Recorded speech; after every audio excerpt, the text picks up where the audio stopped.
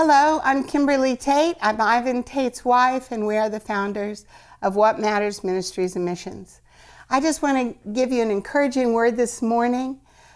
Our ministry is founded upon James 1:27, and I want to read that to you. Pure and undefiled religion in the sight of our God and Father is this: to visit orphans and widows in their distress, and to keep oneself unstained by the world. Pure and undefiled religion. I have an app on my computer, on my iPad and phone, and it enables me to have the Strong Concordance along with my Bible. And so I love to push all the little words, and it always gives me all these incredible definitions for the words when I push them. And so, see, you push pure, and up comes all that. It's really cool if you don't have it. And pure means clean. It means innocent. So innocent and undefiled religion, and religion there means to worship. So innocent and undefiled worship in the sight of God. Isn't that all what we wanted when we gave our lives to Jesus? All we wanted to do was worship Him purely, innocently, undefiledly.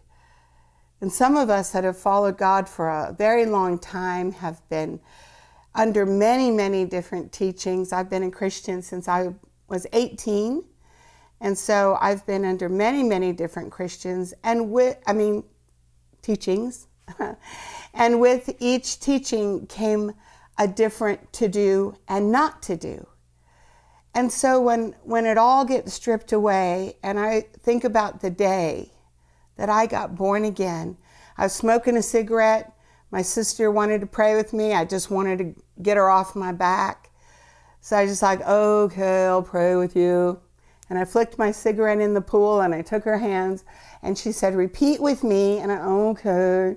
So I repeated with her, and it was like the Wizard of Oz. I mean, everything went from black and white to color when I opened my eyes. God heard my prayer when I didn't even mean to pray it. I was just trying to get my sister off my back. That's how loving and merciful He is. And I remember when I opened my eyes that day, I just wanted more of this Jesus. I didn't have a clue how to find Him. I'd been raised in church all my life, and I thought I knew and loved God. But wow, this was something else. And all I really wanted to do was worship Him.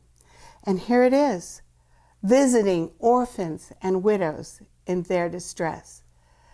Well, that seems simple. That seems easy. Buy a plane ticket, go to Guatemala, come to Casa Angelina, check pure and undefiled religion. I visited orphans and widows in their distress. But there's really a purpose for this in our lives. And it's the final thought here: keeping and to keep oneself unstained by the world. What does that mean? How do you keep oneself unstained by the world? I thought that was God's job, keeping us all cleaned up, making sure sin was out of our life. How do we keep ourselves unstained by the world? Well, it goes hand in hand with visiting orphans and widows in their distress. It goes hand in hand with getting out of yourself and reaching out to someone else. It goes hand in hand with seeing the needs of others as more important than yours. That's keeping oneself unstained by the world. That word, oneself, means your insides. Keeping your insides unstained from the outside exterior things going on around us. So how do we keep our insides filtered? How do we keep all of the things that are going on around us telling us passionately, you must care about that, you must get involved in that. If you're a Christian, you have to act like this. If you love your country, you must do that. If you love the environment, you have to be passionate. I mean, there's so much barrage every day that tells us how to be passionate, how to care, and it muddles us. This last election was the most muddying time of my life, in that there was so much coming at us as Christians, what to believe, what not to believe, who to trust, who not, and all these things, that it was so, so, so important to my life to be at Casa Angelina, to be around orphans and widows. You see, visiting them, they're not involved in all of this. All of a sudden, I've seen team member after team member come down to Casa Angelina, and they have a drinking problem, they have a smoking problem, they have unforgiveness towards someone. All these little bitty molehills are mountains in their life when they come, and by the time they leave, they've got perspective again. Because you see, God takes all of that away. He filters our lives when we reach out and we care about the needy. It's a filter for our life. It blocks out all the superficial, external things, and it gets us focused on the kingdom of God on the earth today, which is righteousness, peace, joy. That's the kingdom of God on the earth today.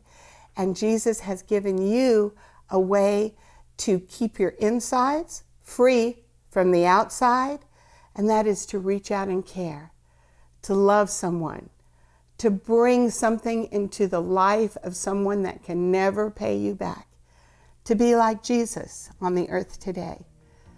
Thank you so much for listening to me, and God bless you.